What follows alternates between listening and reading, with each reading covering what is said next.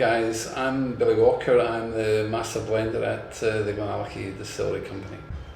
The oldest GlenAllachie cask we have is a 1978 cask, and they're in some stunningly good sherry punches.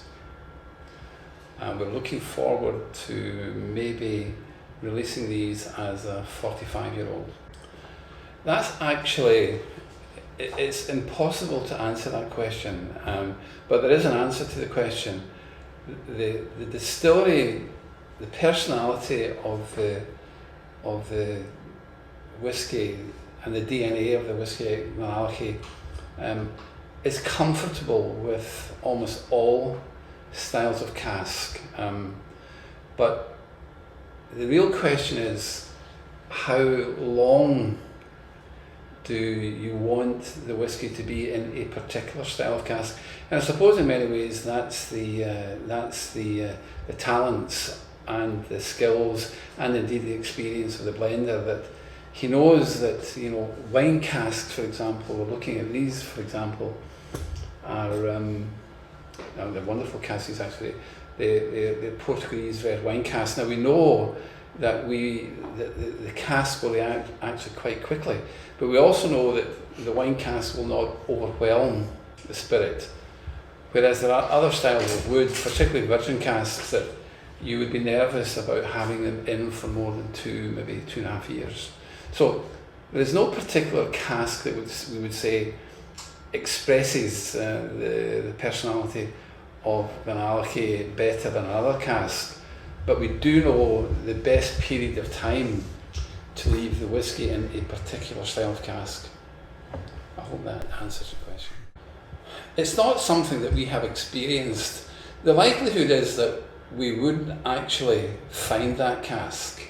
It would be swallowed into a vatting. If you were going to do a bottling, this cask would probably find itself in amongst casks that are well above the kind of legal strength of Scotch whisky. But it's not something that we bump into, frankly. To get a cask going below 40% maybe would be a reflection of a very old cask. And with very old casks, you would be monitoring very carefully the development of the quality, of course, but in particular you would be careful that the strength was not moving out of legal definition. The answer is yes.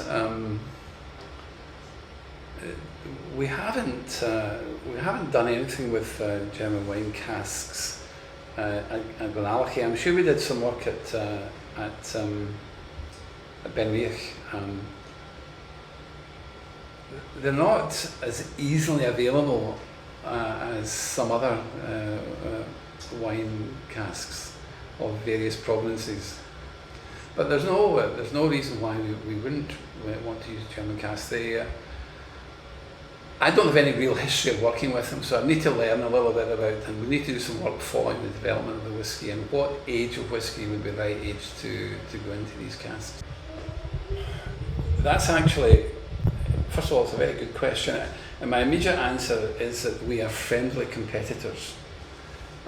We have some very interesting neighbours, as you know. We have a very interesting neighbour just across the river.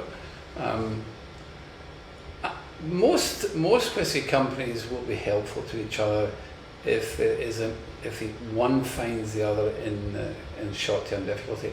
It's friendly competition, and I'm not sure if that's changing. I don't think it is changing, but my experience over the last 50 years is that we do compete in the market, but we're not. There's no animosity. It's friendly competition, and we respect. And many of them do. The distillery in Sligo that I had a small involvement with, I think they're doing some good stuff there. But I have respect for all the distilleries that are working their way into the market, doing clever things, doing different things, reflecting the personality of the actual distillery, of the region. Yeah. I think the most The one that may create the most interest is the American Virgin Oak casks, which are Chinkopin in genus, and